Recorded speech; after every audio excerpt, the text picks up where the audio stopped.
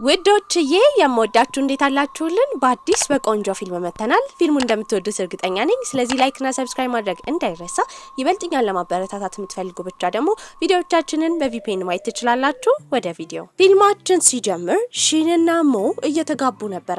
ታዲያ ንግግር እያደረጉ ነው። በዚህም ሞ ስትናገር የነበረው እሱ የደበቀውን ነገር እንዳለ እንደምታውቅ ነበረ። እሱም በበኩሉ በመደበቁ ይቅርታ ይጠይቃል። ታዲያ ድጋሚ እድል ቢሰጠው ያንን እንደማያደርግ እያሳወቀ ነበረ። ከሁለት ወር በፊት የነበረውንም ያሳየናል። በዚህ ጊዜ ሺን ስፖርት እየሰራ በነበረበት ሰዓት የእሷ እንጀራ እናት የሆነችው ሞሞ የእነሱ ቤተሰብ ቦዲጋርድ ሆኖ እንዲቀጠር ጥያቄ ታቀርብለታለች። ከዛ ባሻገር ደግሞ አሁን ኮማ ውስጥ ያለ ባሏ ገንዘቡን የሚያስቀምጥበትን ካዝና የይለፍ ቁጥር ማወቅ ስለምትፈልግ እሱን ደግሞ ከሞ እንደምንም ብለው አውጥቶ እንዲሰጣት ነበር የጠየቀችው። በዚህም ይስማማል። ወዲያው የተናገረው ለንደን ውስጥ የሚደረግ ትልቅ ኦክሽን ወይም የእቃ ሽያጭ ፕሮግራም ስላለ ያንን እንዲያበላሹ ነበር ትዕዛዝ የሰጣቸው። እዛ ደግሞ እቃዎችን ስትሸጥ የነበረችው ሞ ነበረች። ልክ እቃውን ካወዳደረችና ለጨረታ ካቀረበች በኋላ መጨረሻ ላይ ግን ተሸጧል ከማለቷ በፊት ትልቅ ጸብ ይነሳል። እሷንም ለማዳን የመጣው ሺን ነበረ። ታዲያ እሷን በማዳን ሁኔታ ውስጥ ሆኖ አይን ላይን በሚታያዩበት ጊዜ ፍዝዝ ብላ ነበር የቀረችው። የሰው ልጅ እንዴት እንደዚህ ቆንጆና ጀግና ይሆናል ብላ ራሷን እየጠየቀች ነበረ። ከዛ በጥሩ ሁኔታ ከወጣች በኋላ ወዲያው ስልክ ትደውላለች። ወደ ቻይናም ልትመለስ ተዘጋጅታ ነበረ። ቻይና ከተማ ውስጥም እንደዛው የእቃ ሽያጭ ፕሮግራም ነበረ። እዛ የእንጀራ እናቷ ከአዲሱ ፍቅረኛዋ ጋር ተገኝታለች። ለንደን ውስጥ ያለው የእሷ ፕሮግራም እንደተበላሸ እርግጠኛ ስለሆነች ለሰዎቹ ሰርፕራይዝ እንዳላት እየተናገረች ነበረ። እሷ ያልፈለገችው ሰርፕራይዝ ግን በሰዓቱ ይደርሳል። ይሄም ሙ ነበር የመጣችው። ሁሉም ሰው በአቀራረቧ እንዲሁም በሽያጭ ችሎታዋ አድንቀዋት ነበረ። የእንጀራ እናቷ ሁሉን ነገር ልታበላሽባት እንደሆነ አውቃባታለች። ታዲያ ሺንም ሙን እየተመለከታት በቀላሉ ሊያጠቃት የሚችል አይነት ሴት እንዳልሆነች እየተናገረ ነበረ። በመጨረሻም እጅግ በጣም ታዋቂ የሆነ አንድ ስዕል አለ። እሱም ሙሉ ለሙሉ ለሽያጭ መቅረብ ችሎ ነበረ። እዛ ያለው በጣም ቆንጆ ስዕልም ለኤግዚቢሽን ሙሉ ለሙሉ እንደሚቀርብ እየተናገረች ነበረ። ታዲያ ፕሮግራሙን ካለቀ በኋላ ራሷ ወደ ሙዚየሙ ያንን የከበረ ስዕል ለመውሰድ ተዘጋጅታ ነበረ። ሲከተላት የነበረው ሺን ነው። ለምን እንደሚከተላትም ስትጠይቀው የእሷ ቦዲጋርድ እንደሆነ፣ ከዛ ባሻገር ደግሞ የያዘችው ስዕል በጣም ውድ ስለሆነ ጥበቃ እንደሚያስፈልጋት ይነግራታል። እሷ ግን አሻፈረኝ ብላ ጥላው ትሄዳለች። ፓርኪንግ ውስጥ እንደደረሰች ነበረ ያንን ስዕል የሚፈልጉ ሰዎች ጥቃት ያደረሱባት። በዛ ግብግብ ውስጥ ሺን ሊያድናት እየሞከረ ነው። በዚህ አጋጣሚም ያ በጣም ውድ ስዕል ለሁለት ይቀደዳል። ሰዎቹን ያዘዘችባት የራሷ እንጀራ እናት ነበረች። እንዳልሰረቁት ስዕሉን ስትረዳ ትናደዳለች። ነገር ግን ስዕሉ በመቀደዱ የተነሳ ጥፋተኛ ስታደርግ የነበረው ሙን ነበረ። በዚህም ሁሉን ነገር እንድታስተካክል ትነግራታለች። ታዲያ እሷም ትንሽ ቆይታ ተረጋግታ ወደ ቤት በምትመለስበት ጊዜ ያገኘችው ሺንን ነበረ። ምን እንደሚሰራ ስትጠይቀው በሞሞ አማካኝነት ቦዲጋርዷ ስለሆነ አብሯት እንደሚኖር ይነግራታል። ነገር ግን ትኩረቱን የሳበው አንገቷ ላይ ያደረገችው የአንገት ሐብል ነበረ። ያ የአንገት ሐብል ከዚህ ቀደም እናቱ ቁርጥ እሱን የሚመስል አንገት ሐብል ሰጥታው ነበረ። በቀጣይ ጊዜም ሺን ጋር የሄደችው እንጀራ እናትየው ሞሞ ነበረች። በዚህም ሙን እንደሚወዳት ማስመሰል እንዳለበት ካልሆነ ገንዘብ እንደማይሰጠው ትነግረዋለች። በመቀጠልም ሙ ደግሞ የእንጀራ እናቷ የምታስቀምጣቸውን ዶክመንቶች እያነበበች ነበረ። አባቷ የትኛው ሆስፒታል እንደተኛ አላወቀችም። ትንሽ ካገኘች በኋላ መረጃ የመጣባት ሺን ነበረ። ምን እያደረገች እንደሆነ ሺን ሲጠይቃትም እሷ መጠየቅ እንዳለባትና ቤቷ እንደሆነ እየተናገረች ነው። ሁለቱ ከማውራታቸው በፊት ግን ወዲያው የእንጀራ እናትየው ከትንሽ ወጣት ፍቅረኛዋ ጋር ወደ ውስጥ ይገባሉ። በዛ ጊዜ ሙንን የደበቃት ሺን ነበረ። እንጀራ እናትየውም ከትንሽ ቆይታ በኋላ ስልክ ተደውሎላት ከዛ ክፍል በምትወጣበት ጊዜ ሺን ቢደብቃትም በእንጀራ እናትየው ከመያዝ ቢያድናትም ሙ ተናዳበት ነበረ። ስላላመሰገነችውም ተናዶ ጥሏት ነበር ሄደው። በቀጣይ ቀንም ስላገኘችው የክሊኒክ ስም ለማጣራት ለጓደኛዋ ዩ ነበር የደወለችው። እሱም ነገሩ እንደሚያጣራ ይነግራታል። ለመገናኘትም ዛሬ ወዳለው ዝግጅት እንድትመጣ ጋብዟት ነበረ። ታዲያ ተነስታ ልብሷን ለመቀየር ብታስብም ሺን ሊከተላት ነበረ። ውስጥ ድረስ እንደማይገባት ነግሯለች። ጥላ ከመሰለው ከሚከተላት ሰውም እንዴት መራቅ እንዳለባት እያሰበች ልብስ ለመቀየር እየሞከረች ነበረ። ነገር ግን ከላይ የለበሰችው ልብስ አልከፈት ሲላት እሱን ትጠራዋለች። እጁ እየተንቀጠቀጠ ከፍቶላት ነበረ። ቀጥላ ጸጉሬን አስተካክልልኝ፣ ጆሮ ጌጤን ፈልግልኝ እያለች ታሰቃየው ጀመረ። እሷ ጎንብሶ ጆሮ ጌጧን በሚፈልግላት ጊዜ እንደምንም ብላ ሮጣ አምልጣ ነበር የወጣችው። ልብሷንም ቀያይራ ወደ ፕሮግራሙ ትሄዳለች። ነገር ግን እሱ ቀልጣፋ ነው። ፕሮግራሙ በር ላይ ቀድሞ እየጠበቃት ነበረ። ወደ ውስጥም ከሱ ጋር ገብታ ዩ የተባለውን ጓደኛዋን ታገኘዋለች። ያለችውን ክሊኒክ እንዳገኘ ነገር ግን አባቷ እዛ እንደሚታከም ማረጋገጥ እንዳለበት እያሳወቃት ነው። ከዛ ባሻገርም ልክ እንደሷ ጎበዝ ሻጭ ከሆነ አንድ አዛውንት ጋር ተዋውቃ ነበረ። እሱም ሆንግ ሆን የሚባል አዲስ ጎበዝ ስዕል ሳሊ ስላለ ከሱ ጋር ለመስራት እንደሚፈልግ፣ ነገር ግን ሰውየው በጣም ቁጡና ብስጩ እንደሆነ እየተናገረ ነበር። ይሄንን የሰማችው ሙም ባጋጠማት ብዙ ደንበኞች አማካኝነት የተረዳችው አንድ ነገር እንዳለ ሰዎችን ቀርባ ሳታረጋግጥ እንደማታማቸው ታሳውቃለች። በቀጣይ ቀን ሙ የተረዳችው ሙዚየማቸው ውስጥ ያለ ትልቅ ቦታ የሚሰጠው እቃ እንደጠፋ ነበር። በዚህም የሞሞ ፍቅረኛ የሆነው ልጅ ለፖሊስ ለመናገር ቢሞክሩም ሞሞ ግን ዝም እንዲልና ወሬ ሳይወራባቸው መፈለግ እንዳለባቸው በሚስጥር ትናገራለች። በዚህም ለዚህ ስራ የሾመችው ሺንን ነበር። ይሄ እቃ እንዲጠፋ ያደረገችው ራሷ ሞሞ ነበረች። ምክንያቱም ሙ ግድ የለሽ ናት ተብሎ ከቦርድ ስብሰባ ላይ ተባራ እንድትወጣላት ስለምትፈልግ ነው። ተሰርቋል የተባለው ቦታም ሺንና ሙ አንድ ላይ በመሄድ ምርመራ እያደረጉ ነበር። ታዲያ ግን ሺን ሲናገር የነበረው በእርግጠኝነት እቃው ከተወሰደ በኋላ እዚሁ አካባቢ ሊደበቅ እንደሚችልና ከህንጻው እንዳልወጣ ነበር። እሷ ደግሞ በሌላ በኩል ስትናገር የነበረው እንዴት ያ ውድ እቃ አላርሙ ሳይጮህ እንደተሰረቀ ነበር። ታዲያ ሁለቱ እዛ ውስጥ በነበሩበት ጊዜ እንደድንገት መውጫ በራቸው ተዘግቶባቸው ነበር። ከዛ ባሻገርም መብራት ይጠፋል። እሷ ደግሞ ጨለማ ሲሆን በጣም ተፈራ ነበር። እጇን ዘርግታ መጥቶ እንዲይዛት በተደጋጋሚ ትጠይቋለች። ታዲያ እሱም እሷን ለማረጋጋት አጠገቧ እንደሆነ ለማሳየት የስልኩን ፍላሽ ላይት አብርቶ እያረጋጋት ነበር። እዛ እንደተደበቁ ሰዎች እንዲያውቁላቸውና እንደተዘጋባቸው እንዲያረጋግጡ እንደምንም ብሎ ሌላ አላርም የተገጠመበትን እቃ በመስበር አላርሙ እንዲጮ ማድረግ ችሎ ነበር። ጩኸቱንም ሰምቶ ወደዛ የመጣው የሷ ጓደኛ ዩ ነበር። በሰላም መውጣት ይችላሉ። ዩም ሲሆን እጅል የነበረው ሞሞን ነበር። አላርሙን ለማስጮህም እዛ ያለውን መስታወት ሰብሮ ስለነበረ እጁ ቆስሏል። ማታ ላይም ደና መሆኑን ለማረጋገጥ እሱ ክፍል ሄዳ ነበር። ነገር ግን ሙን ሊያስገባት ፈቃደኛ አልነበረም። አሻፈረኝ ብላ ወደ ውስጥ ገባለች። በመቀጠልም ባላት ጉብዝና አማካኝነት በቀላሉ እጁን ልታክምለት ችላ ነበር። እንዴት እንዳወቀች ሲጠይቃትም የእንስሳት ሐኪሞችን በበጎ ፈቃደኝነት ስትረዳ እንደነበረ ታሳውቀዋለች። እሷ እሱ ክፍል በነበረችበት ሰዓት የሞሞን ጥላ እንዳየች ተረድታ ነበር። ለማረጋገጥ ወደዛ ልትሄድ ስትል ያስቆማት ሺን ነበር።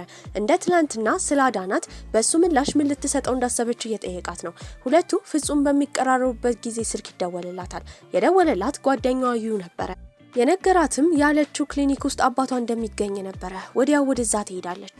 በብዙ ጠባቂዎች የተከበበ ስለሆነ ዩ ጠባቂዎቹን እንደሚያዘናጋና እሷ ወደ ውስጥ እንድትገባ ነበር የተነገራት። እንደተባለው ይደረጋል። ነገር ግን ወደ ውስጥ በምትገባበት ጊዜ የነበሩት ሁለት ጠባቂዎች እንጂ አባቷ በቦታው ሊገኝ አልቻለም ነበር።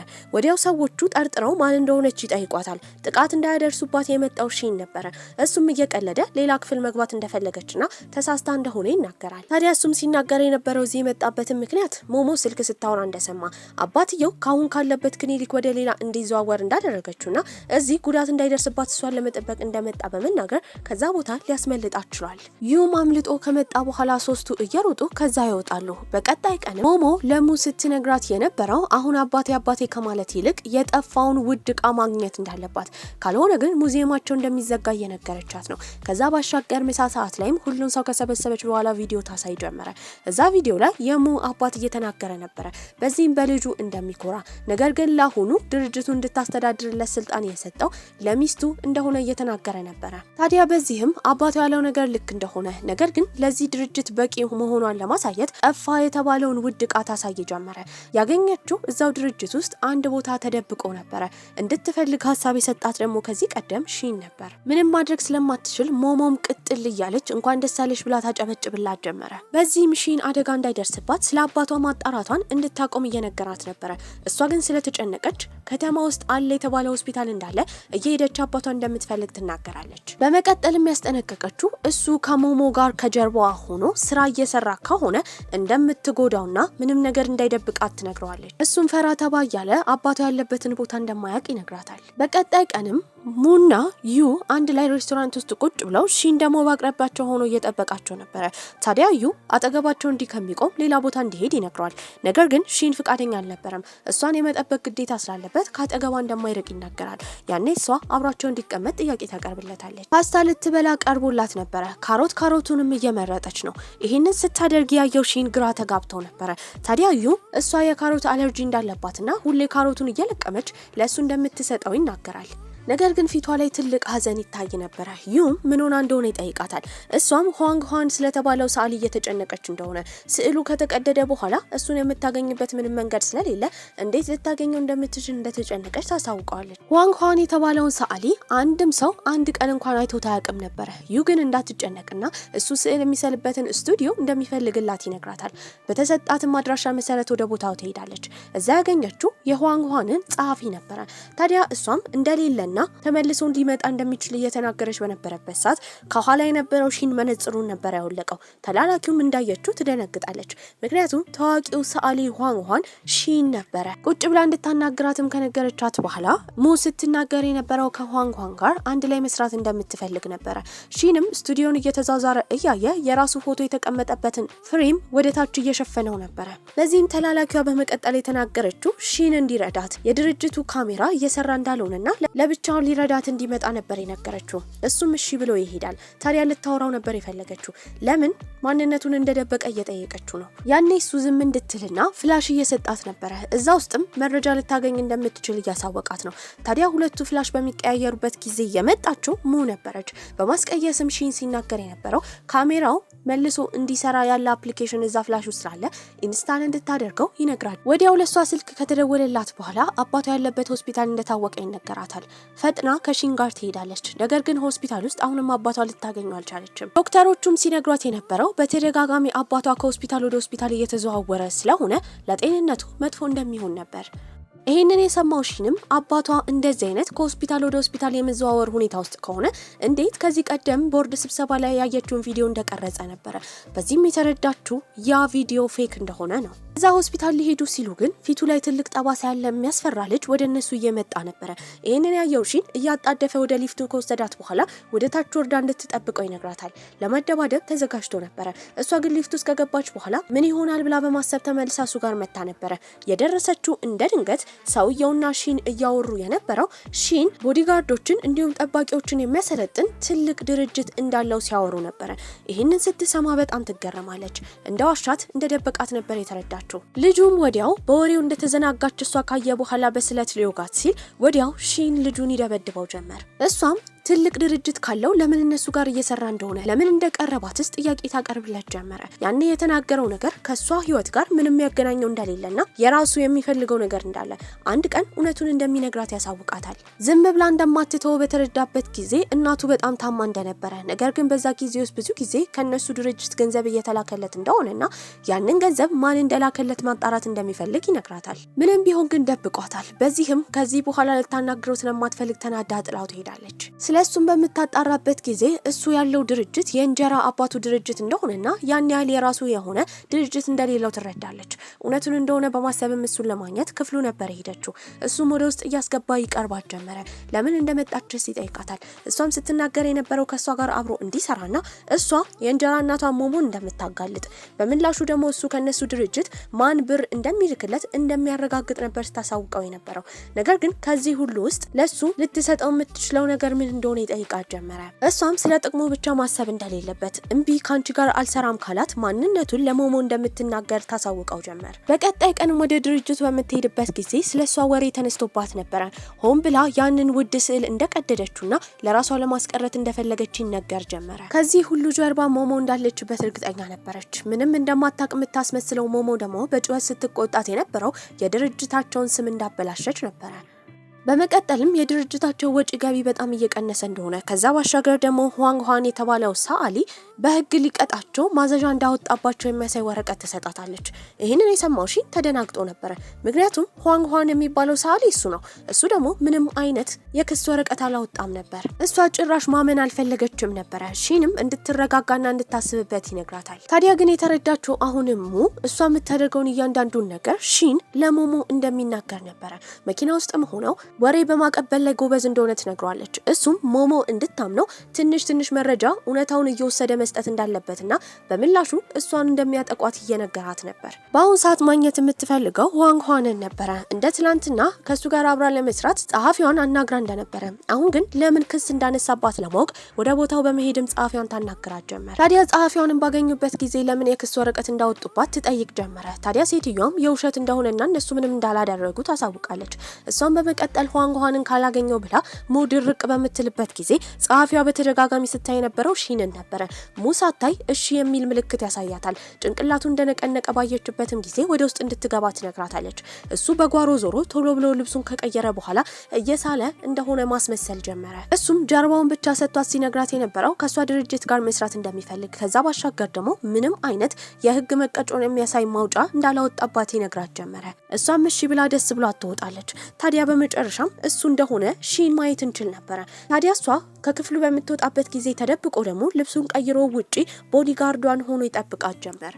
ባላወቀም ሆኖ እንዴት እንደሄደላት ይጠይቃታል። እሷም ጥሩ እንደሆነ ትናገራለች። በመቀጠልም ሰዎች እንደሚሉት ቀበጥ ቁጡ እንዳልሆነ ይበልጥ እሱን ለማወቅ እንደምትፈልግ እየተናገረች ነበር። ይሄንን ሲሰማ ሺን በራሱ የቀና ይመስል ይናደድ ጀመረ። ሌላኛው ማንነቱን የወደደችው ነበር የመሰለው። ወደ ቤትም ከሄዱ በኋላ ቦክስ እየተለማመደ ለምን እንደቀናና እሷን እንደሚወዳት ራሱን እየጠየቀ ነበረ።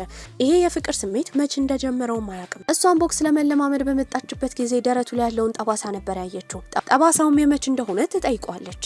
እሱም ህገወጥ የሆነ የቦክስ ውድድር እንደሚወዳደርና በዛ የተነሳ እንደቆሰለ ይነግራታል። ሲደባደበው የነበረው ሰውዬ በጣም ኃይለኛ ነበረ። አይምሮውን ለመጉዳትም አይምሮውን ጎድቶ ለማሸነፍም በዛ ጊዜ ሲናገረው የነበረው የአባቱ ትክክለኛ ልጅ እንዳልሆነ ከጋብቻ ውጪ እንደተወለደ ሲነግረው ነበረ። በዚህ ድብድብ የተነሳ ደረቱ አካባቢ ቁስል የደረሰበት። እሷንም ቦክስ እያለማመዳት እያለ እንደ ድንገት አይን ላይ ነበር የተያዩት። በዚህም በውስጣቸው የሆነ ነገር እንዳለ ያስታውቅ ነበረ። አሁን የሚነሳባትን ወሬ ረገብ ለማድረግ ግን ያኔ ስዕሉን ሰዎች ሲቀዱባት የሚያሳየውን የካሜራ ቅጂ ማግኘት እንዳለባት ትናገራለች። እሱ ግን በፈለገው አማካኝነት ምንም አይነት የካሜራ ቅጂ ማግኘት አልቻለም። እሱን ካላገኙ በቦታው መኪና ስለነበረ የዳሽ ካሜራ ቅጂ ማግኘት እንደምትፈልግ ትናገራለች። ከብዙ ፍለጋ በኋላ ያንን ያገኛል። ነገር ግን እሱንም ፋይሉን በሚከፍቱበት ጊዜ ባዶ ነበረ። ቪዲዮንም እንዳገኙ በማስመሰል እሱ ወስዶ የሰጣት ለሞሞ ነበረ። ያኔ ጋዜጠኞች ይከቧት ጀመረ። በዚህም እሷ ስዕሉን እንደቀደደችው ይወራባታል። እሷ ግን እንዳልሆነች በማሳየት ቪዲዮውን በቀላሉ ማሳየት ችላ ነበረ። ሞሞን ለማዘናጋት ነበረ ሺን ቪዲዮ የሌለውን ሚሞሪ ሄዶ ለሷ ይሰጣት። በመቀጠልም የኋንጓን ጸሐፊ የሆነችው ሴት ትመጣና ኋንጓን ከዚህ ቀደም ምንም አይነት የክስ ወረቀት እንዳላነሳና ከሙ ጋር ለመስራት ኮንትራት እንደተፈራረመ ነበር የተናገረችላት።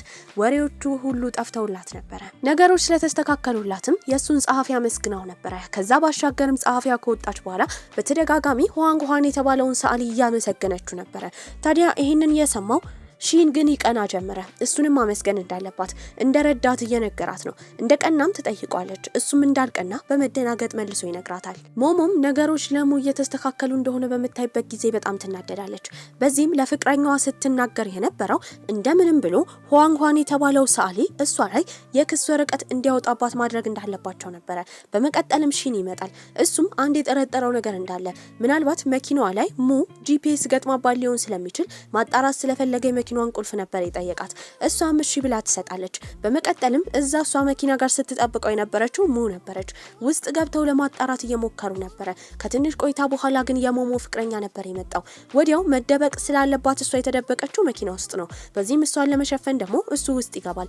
ይህንን ያየው የሞሞ ፍቅረኛን በጣም ይናደዳል። እናቱ የገዛችለት መኪና እንዳልሆነ ከሞሞ መኪና ቶሎ እንዲወርድ በመናገር የፈለገውን እቃ ወስዶ ነበር ከዛ የሄደው። እሱም ከሄደ በኋላ ሆን ብለው ጂፒኤስ እዛ ላይ ገጥመው ነበረ።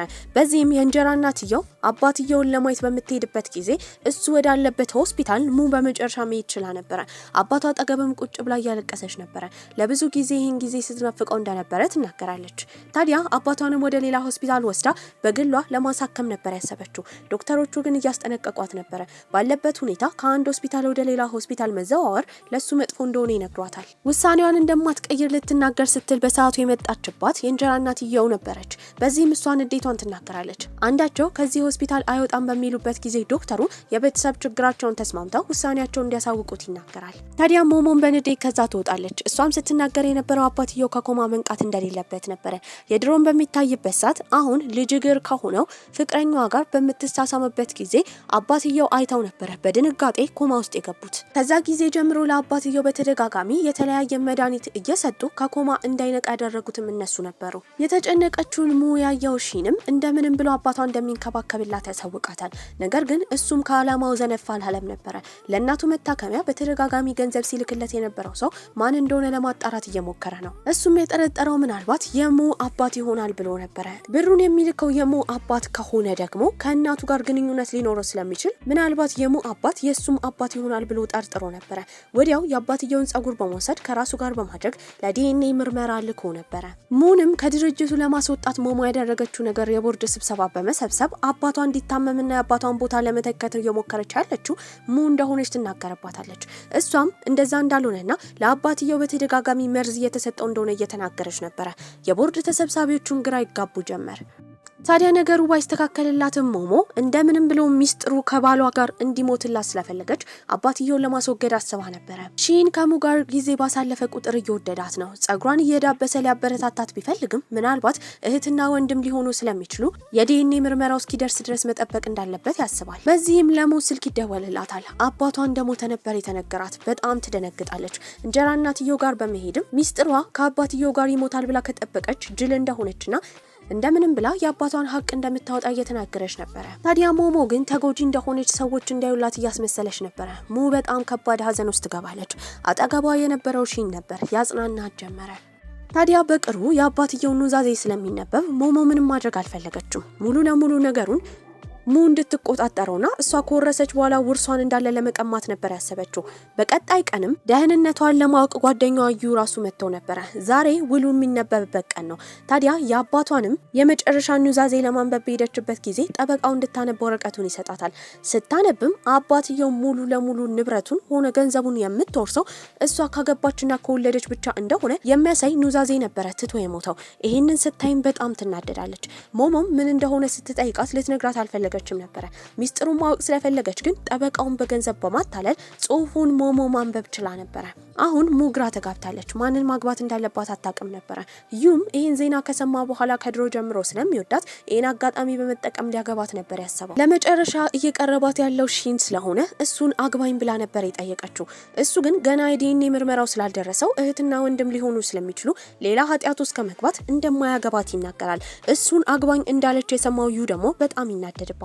ከሷ አጠገብ እንዲርቅ ሺንን እያስጠነቀቀው ነበረ። አግባኝ ስትለው እምቢ ስላላትም ሁሉ ነገር ስለተደራረበባትም ቴራስ ላይ ሆና መጠጥ ተጠጣ ጀመረ። አብራት እንዲጠጣም ትጋብዘዋለች። እሱም የሰጠችውን ጠርሙስ ሙሉ ለሙሉ ጠጥቶ ነበረ። ከቆይታዎች በኋላ በጣም ስለሰከረችም ወደ ቤቷ ነበር የወሰዳት። አልጋ ላይ ሲያስተኛት ግን እንዲርቃት አልፈለገችም። ልትቀርበው በጣም ፈልጋለች። እሱ ግን እንደምንም ብሎ እየራቃት ነበረ። በቀጣይ ቀን ጠዋት ላይ ከቦዲጋርዷ ፍቅር ያዛት ተብሎ ዜና እየወጣባት ነበረ። ታዲያ ይሄ ነገር ስማቸውን እንደሚያበላሽ እርግጠኛ ነበረች። ሞሞን በጩኸት እሷ ጋር ከሄደች በኋላ ቶሎ ማግባት እንዳለባት ትናገራለች። ሞሞ ሙ እንድታገባ የምትፈልገው ሺንን ነበረ። ምክንያቱም ሺን ከሷ አጠገብ እንደሆነና ለሷ እንደሚሰራ ነበር እስካሁን ሞሞ የምታስበው። መስሪያ ቤት ውስጥ ሁሉም ሰው ስለሷ ነበር የሚያወራው። አሁንም አግባኝ ብላ ትጠይቀዋለች። ነገር ግን ትዳር እንደዚህ ቀላል እንዳልሆነ እየተናገረ ነበረ። ታዲያ የቦርድ ስብሰባ ላይ ምንም ማድረግ ስለማትችል ስትናገር የነበረው ትዳር ቀላል ስላልሆነ ቶሎ እንደማታገባ ነበረ። የቦርድ ተሰብሳቢዎቹ ግን ካላገባች ከዚህ ድርጅት ሊያባረሯት ተዘጋጅተው ነበር። ዩም እሷን ማግባት እንደሚፈልግ ይናገራል። በዚህም እሷ ግን ስትናገር የነበረው ከድሮ ጀምሮ ጓደኛዋ እንደነበረ፣ ታዲያ ልታስቀይመው ስለማትፈልግ በመካከላቸው የፍቅር ግንኙነት እንደማይኖር ትነግረዋለች። በሌላ በኩል ለሺን ደግሞ የዲኤንኤ ምርመራው ደርሶ ነበረ። በዚህም እሱ የአባትየው ልጅ እንደሆነ ማረጋገጥ ችሏል። ትልቅ ግራ መጋባት ውስጥ ነበር የገባው። በዚህም ከሷ ጋር መጋፈጥ ስለማይፈልግ መራቅ ያስባል። ለረጅም ጊዜ ብትደውልለት ስልክ አያነሳም። ራሱን የደበቀው የስዕል ኤግዚቢሽን ውስጥ ነበረ። ስዕልም ይስላል። ታዲያ የሳለው ስዕል ስሜቱን የሚገልጽ ነበረ። ታዲያ ሁዋንን ለማግኘትም ወደ ስቱዲዮ ሙ በሄደችበት ጊዜ በአዲስ የሳለውን ስዕል በጣም ወዳለት ነበረ። አሁንም ግን ስለ ሺን ማፈላለግ አላቆመችም ነበረ። ይሄንን የተረዳው ሺንም ልብሱን ከቀያየረ በኋላ እሷ ጋር ይሄዳል። እስካሁን የት እንደነበረ እንደተጨነቀች እየነገረችው ነው። ታዲያ እሷን በጣም ተናዳበታለች። እንደሱ አይነት በጣም ቆንጆ ሀብታም ሴት እንዴት ለትዳር እምቢ እንዳለ እየጠየቀችው ነበረ። ከዛ ጊዜ ጀምሮ ልትርቀው ብትሞክርም በሁለቱ መካከል ግንኙነት እንዲኖር የምትፈልገው ሞሞ ምግቧ ላይ መጠጧ ላይ መድኃኒት እያደረገች የሰውነቷ ሙቀት እንዲጨምርና እሱን ይበልጥ መቅረብ እንድትፈልግ እያደረገቻት ነበረ። እሱም ወዲያው ዶክተር ይጠራል። ባስመረመራትም ጊዜ የተረዳው መድኃኒት እየተደረገባት እንደሆነ ነበረ። ነገር ግን በዚህ አጋጣሚ ያየው የደም አይነቷ ነው። የሷ የደም አይነት ፍጹም ከአባቷ ጋር አይመሳሰልም ነበር። በዚህም የአባትየው ልጅ እንዳልሆነች ማረጋገጥ ሺን ችሎ ነበረ። ነገር ግን አሁንም ወሬ እየተወራባት ነበረ። በዚህም እህቱ እንዳልሆነች ካረጋገጠ በኋላ ግን ሊያገባት እንደሚፈልግ ነበር ይነገራት። እሷ ግን በጣም ኮስታራ ሆና ነበረ። ሊያናግራት ሊቀርባት ቢፈልግም በመኮሳተር ነበር የምትመልስለት። በመጨረሻ ሰዓት ሊያገባት ስለወሰነ በጣም ተናዳበት ነበረ። ሁልጊዜ እንደ ጀግና የመጨረሻ ሰዓት ላይ መድረስ እንደሚወድ ትነግረዋለች። ታዲያ እሱም በመቀጠል የሄደው እናቱ ቤት ነበረ። እዛም የትንሽዬ ልጅ ፎቶ ነበር ያየው። ፎቶውን እንዳየ ቁርጥ ልጅቷ ሙን ትመስል ነበረ። እሱን አይቶ የሄደው ሙ ጋር ነበረ። የአንገት ሐብሉን ከየት እንዳመጣች ይጠይቃታል። ያ ተመሳሳይ የአንገት ሐብል እሱ እንዳለው በተረዳችበትም ጊዜ ወንድምና እህት እንደሆኑ ፈራ ተባ እያለች ትጠይቀዋለች። እሱም እንዳረጋገጠና እንዳልሆኑ ይነግራታል። ነገር ግን ከዚህ ቀደም ሲርቃት የነበረውን ምክንያት መረዳት ችላ ነበረ። ሁለቱም ይታረቃሉ። አንገታቸው ላይ ያለውን የአንገት ሐብል መቼም እንደማያወልቁት ቃል እየተገባቡ ነበረ። በቀጣይ ቀንም ሚዲያ ላይ እሱ ባሏ እንደሆነ ንግግር ታደርጋለች። ሞሞም እንድታምን በቻሉት መጠን እየተቀራረቡ ያሳዩት ነበረ። እሷ ደግሞ የግላቸው ክፍል ሄደው የፈለጉትን እንዲያደርጉ ታስጠነቅቃቸው ነበረ። ሁለቱ ሊጋቡ እንደሆነ የሰማው ዩ ይበልጥ እየተናደደ ነው። እሱን መተው እንደሌለባት ዩ በተደጋጋሚ እየተናገረ ነበረ። ነገር ግን ሺን የሱ እንደሆነች ለማሳየት ካቀፋት በኋላ ከሷ እንዲርቅ አስጠንቅቆት ነበረ። በዚህ ነገር ዩ በጣም ይናደዳል። ተስፋ ያልቆረጠው ዩም እንደምንም ብሎ ስለ ሺን ካጣራ በኋላ ከእንጀራ እናትየው ሞሞ ጋር እየሰራ እንደሆነ ለማሳየት ፎቶ አንስቶ እንደ መረጃ አምጥቶ ያሳያት ለሙ ነበረ። ሙ ይህንን ነገር ታውቃለች። ነገር ግን እንደማታውቅ ማስመሰል ነበረባት። የእንጀራ እናትየው ደግሞ ሺንን ከጠራችሁ በኋላ ቶሎ ብሎ ሙን እንዲያገባትና ውርሳቸው እንዳለ ወደ እነሱ እንዲዞር ማድረግ እንዳለባቸው እየነገረችው ነው። ታዲያ ከዛ በወጣበት ጊዜ የመጣችው ሙ ነበረች። በጥፊ ከመታችሁ በኋላ ከጀርባ አሁንም እየሰራ ያለው ነገር እንዳለ እንዳወቀችበት ትናገራለች። ታዲያ በቀጣይ ቀን ግን እንደማታገባው እያሳወቀች ነበረ። በሱ ፋንታ የሰርግ ዝግጅት ተዘጋጅቶ ለማግባት የተዘጋጀችው ዩን ነበረ። በዚህ ነገር ተናዶ የመጣው ሺን ነበረ። አቅፎ ወደ ራሱ ቤት ይወስዳታል። የሌላ ወንድ ስትሆን ማየት እንደማይፈልግ ነበር ሲነግራት የነበረው። እሷ ሚስጥሩን እንደምታውቅ የሱ እናት የሷን አያት ከዚህ ቀደም በነርስነት ተንከባክባ ስትሰራ እንደነበረ፣ ታዲያ በቤተሰባቸው መካከል የሆነ ግንኙነት እንዳለ እንደምታውቅ ትናገራለች። እሷ ያለባት ችግርንም ለመፍታት ዋንግ ኋን የተባለው ሰዓሊ እሷ ላይ በተደጋጋሚ መጥፎ ነገር እያነሳባት እንደሆነ ሞሞ እየተናገረች ነው። በዚህም የቦርድ ተሰብሳቢዎችን በመሰብሰብ ሙ አንድ መረጃ ታወጣለች። ሞሞ ሆን ብላ የዋንግ ኋንን ስዕሎች በፎርጂድ እያሰራች እየሸጠች እንደሆነ የሚያሳይ መረጃ ነበረ። ነገር ግን ሞሞ እስከዛሬ የደበቀችው መረጃ ነበር ያወጣችው። በዚህም የድርጅቱ ዋና ኃላፊ የሆነው አባትየው የሱ ትክክለኛ ልጅ እንዳልሆነች የሚያሳይ ወረቀት ልታሳይ የቻለችው ሞሞ ነበረች። ሙም ይህን በምታይበት ጊዜ በጣም ትደነግጣለች። እስከዛሬ የውሸት ህይወት የኖረች ያህል ነበር የተሰማት። ሲያበረታታት የነበረው ሺን ነበረ። እስካሁን የደረሰችበት ነገር ላይ የደረሰችው በራሷ ጥረት እንደሆነና በአባቷ ሀብት እንዳልሆነ ይነግራታል። በቀጣይ ጊዜም እሷ መሪ እንዳልሆነች ጋዜጣዊ መግለጫ እየሰጠች ነበረ። ሙም ከድርጅቱ እንደምትባረር ሞሞ ትናገራለች። ያኔ የመጣው ሺን ነበረ። ዲኤንኤውን በማሳየት የአባትየው ትክክለኛ ልጅ እንደሆነ ይናገራል። ከዛ ባሻገር እናቱን ዝም ለማስባል ብር ስትከፍል የነበረችው እሷ እንደሆነች እሱንም ገንዘብ ከፍላ ሙን እንዲከታተል እንዳደረገችው የሚያሳዩ መረጃዎችን ለጋዜጠኞች አሳይቶ ነበረ። ሁሉም ነገር ከወጣ በኋላ የብቸኝነት ስሜት የተሰማት ሙ ነበረች። በዝናብ ብቻዋን ትራመድ ጀመረ። እሱም ይከተላታል። እያቀፈ ሊያበረታታት እየሞከረ ነበረ። እሷ ግን ብዙ ነገር ስለደበቃትና እስከዛሬ እያወቀ ዝም ስላለ ተናዳበት ነበረ። ታዲያ በዚህ ሁኔታ ላይ ግን ምንም ቢሆን ጥሏት መሄድ አልፈለገም ነበረ። ይዟት ሄደው ወደ ቤት ነበረ። ቤት በደረሱበት ጊዜ ግን ሞሞ በሰጠችው ትዕዛዝ አማካኝነት የሙን እቃዎች ለአጋዦቹ ተናግራ እንዲወጣ አዛ ነበረ። ያኔ የመጣው ሺን ነበረ። ለበሰበሰ ልብሷ ለሙ ጃኬቱን ካለበሰ በኋላ እዚህ ቤት እንደምትቆይ ይናገራል። የምትቆየው የአባትየው ልጅ ሆና ሳይሆን የሱ እጮኛ ሆና እንደሆነ ነበር የተናገረው። በቻለው መጠን ይንከባከባታል። ገላዋን እንድትታጠብና እሱ ምግብ እንደሚሰራላት ነበር የነገራት። ታጥባ በወጣችበት ጊዜ የምትወደውን ፓስታ ሰርቶላታል። ቁጭ ብላ ትመገብ ጀመረ። በዚህም የጥፋተኝነት ስሜት እንደተሰማት እስከዛሬ እሱ ሊኖረው የሚገባውን ህይወት እየኖረች እንደነበረ ትነግሯለች። እሱ ግን ምንም አልተቀየማትም ነበረ። ቀናቶች ባለፉ ቁጥር ትጠነክር ጀመረ። እሱም የድርጅቱ ዋና ኃላፊ ሆኗል። ነገር ግን ሽያጭ ላይ ያን ያህል ብቃት ስለሌለው የቦርድ ተሰብሳቢዎቹ ጠንካራ ነው ብለው ማመን ከብዷቸው ነበረ። እሷ ልታበረታታው እየሞከረች ነው። ዩ እሷ ጋር ከመጣ በኋላ እሱን እንድታገባው የድርጅቱ ኃላፊ እንደሚያደርጋት ያኔ አንድ ላይ ሆነው ሺንን እንደሚያስወግዱት ይነግራታል። እሷ ግን ምንም ቢሆን እሱ ላይ ፊቱን ልታዞርበት አልፈለገችም ነበረ። እንጀራ እናትየው ሳታፍር አሁንም ስለነሱ ወሬ ታስነሳባቸው ነበረ። ሺንም በጣም ይናደዳል። እሷ ጋር ከሄደ በኋላ እንድታቆም ቢነግራትም በንቀት እየተመለከተችው ዋይን እየጠጣች ነበረ። ጭንቅላቷን ሊመታት ተዘጋጅቷል። ያኔ ያስቆመችው ሙ ነበረች። በዚህም ሺን ሲናገር የነበረው የሚተዋት የሆነ ጊዜ ላይ አባቱ ልክ እንደ ፍቅረኛ ወዷት ስላገባት እንደሆነ፣ ከዚህ በኋላ ግን ምንም እንዳታደርግ ያስጠነቅቃት ጀመር። ሺንም ሽያጭ ላይ ብቃት ስለሌለው ጋዜጠኞች ብቃት እንደሌለው ያወሩበት ነበረ። እሱም ያኔ እጮኛውን በማሳየት የድርጅቱ ዳይሬክተር እሷን እንደሚያደርጋት ይናገራል። ተስፋ ያልቆረጡት ዩና እንጀራ እናትየው አንድ ላይ እየሰሩ ነበረ። በዚህም ሁዋንግዋን የተባለውን ሰዓሊ እነሱ ድርጅት ላይ ኢንቨስት እንዲያደርግ ማድረግ እንዳለባቸው እያወሩ ነበረ። ትክክለኛ ማንነቱ ሺን እንደሆነ ሁለቱም አላወቁም። ታዲያ እሷን በጣም ፈርታ ነበረ። ምናልባት ሁዋንግዋን የተባለው ሰውዬ ለሌላ ድርጅት ከፈረመ ክስረት ላይ እንደሚገቡ ሙ እየተናገረች ነው። እሱ እስካሁን ማንነቱን አልነገራትም። እናዩም የሁዋንግዋንን ተላላኪ ለማውራትና በገንዘብ ለመደለል እየሞከሩ ነበረ። እሷ ግን ቶሎ ብላ ለሺን መረጃ አቅርባለታለች። በቀጣይ ጊዜም አንድ ላይ ራት ይመገቡ ጀመር። ምግቡንም ተመግበው ከጨረሱ በኋላ ፊኛና አበባ ወዳለበት ቦታ ይወስዳታል። በጣም የምትወደውንም የሙሽራ ቀሚስ ገዝቶላት ነበረ። በዓለም ላይ ደስተኛ የሆነችው ሴት እሷ ብቻ እንደሆነች ተሰምቷታል። በቀጣይ ቀንም የስዕሉ ሽያጭ ደርሶ ነበረ። ታዲያ ዩና እንጀራ እናትየው አንድ ክፍል ሲሆኑ ሺንና ሙ ደግሞ ሌላኛው ክፍል ነበሩ። እና ዩ በእርግጠኝነት ሁዋንግዋን የተባለው ትልቁ ሰዓሊ እነሱ ጋር እንደሚመጣ በማሰብ ረጋ ብለው ተቀምጠው ነበረ። በሌላ በኩል ሙ ደግሞ ሁዋንግዋን ይመጣል አይመጣም ብላ ተጨንቃ ነበር። ተላላኪዋም እነ ዩ ጋር አልመጣችም። የመጣችው እነ ሺን ጋር ነበረ።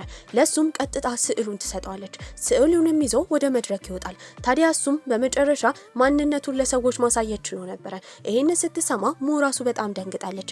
እነ ዩ ጋር የነበሩ ሰዎች ራሱ ሁዋንግዋን የተባለው ሰዓሊ ሌላኛው ክፍል መጥቷል በሚባልበት ጊዜ ንቅል ብለው ነበር የወጡት። እስከ ዛሬ ሺን ስለዋሻትም ነገሩ ቢሳካላትም ቤት ከገቡ በኋላ ጨው አድርጋ በጁስ እንደ ቅጣት እያጠጣችው ነበረ። አሁን የነሺን ድርጅት ትልቅ ስኬት ላይ ስለደረሰ ሁሉም የቦርድ ተሰብሳቢዎች እሱን ቢያመሰግኑትም እሱ ግን ይህን ሁሉ ያደረገችው እሷ ስለሆነች ድርጅቱን ሁላ አስተላልፎ ለሷ ሰጥቷት ነበረ። አሁን ነገሮች ስለተስተካከሉ ሙን የጠየቃት ለማግባት ዝግጁ እንደሆነች ነበረ። ነገር ግን እንደማታገባው ትቀልድ ጀመረ። እሱም እንደሚያግታት እየነገራት ነው። የሰርጋቸውም ቀን ይደርሳል። በጣም ቆንጆ ሆና ነበረ። ተደብቆ እሷ ጋር የገባው ግን ተስፋ ያልቆረጠው ዩ ነበረ። ኮማ ውስጥ የገባበትን ምክንያት ስለሚያውቅ መረጃ ማግኘት ከፈለገች እንድትከተለው ይነግራታል። እሷም በሞኝነት ተከትላው ትሄዳለች። መኪና ውስጥ ስትገባ ግን ያገኘችው የእንጀራ እናትየውንና ከዚህ ቀደም ሆስፒታል ውስጥ ሊያጠቃት የነበረው ፊቱ ላይ ጠባሳ ያለበትን ሰውዬ ነበረ። ነገር ግን በሞተር ሲከተላቸው የነበረው ሺን ነበረ። እሱ እየተከተላቸው እንደሆነ በማወቅም እንጀራ እናትየው እሷን ካስወጣቻት በኋላ ስለት አንገቷ ላይ በማድረግ ታስፈራራት ጀመረ። እንደምትገላት ትናገራለች። ሺንም እንድታቆም እየነገራት ነበረ። እንድታቆም ከፈለገ ራሱን በስለት እንዲወጋ በመናገር ቢላ ነበር የወረወረችለት። ስለ ራሱ ምንም ሳያስብ ደረቱ አካባቢ በስለት ራሱን ይወጋ ጀመረ። ያኔ ይህንን ያየችው ሙ ትጮ ጀመረ። ነገር ግን እሷ እንድትጎዳ ያልፈለገው ዩ ራሱ እንጀራ እናትየው እንድታቆም እየነገራት ነበረ። ታዲያ እንጀራ እናትየው አሁንም በስለት ልትወጋ ስትል አቅሙን በደንብ ሰብስቦ መሀል የገባው ሺን ነበረ። በመቀጠልም ፖሊሶች ይመጣሉ። ሁለቱ ወንጀለኞችን በቁጥጥር ስር መዋል ችለው ነበረ።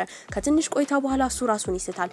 አቅፋውም ስቅ ብላ ታለቅስ ጀመረ። ታዲያ የአንገት ሐብሏም ነበር ከአንገቷ ላይ የወደቀው። በዚህም ለሁለት ይከፈላል። ውስጡን ባዩበት ጊዜ አባትየው እስከዛሬ ንብረቱን ገንዘቡን የደበቀበት ካዝና የይለፍ ቃል ቁጥሮች እዛ የአንገት ሐብል ውስጥ ነበሩ። ሀብታቸውን የራሳቸው ማድረግ ችሏል። እሱም ሆስፒታል ገብቶ ከታከመ በኋላ ፊልማችን ሲጀምር ወደ ነበረው ትዕይንት ይወስደናል። በሚወዷቸው ሰዎች በጓደኞቻቸው ተከበው ሁሉም እየመሰከሩ ባልና ሚስት መሆን ችለው ነበረ። በዚህ ቆንጆ አስተላለቅም ፊልማችን እዚህ ላይ ያበቃል። ደህና ቆዩልኝ።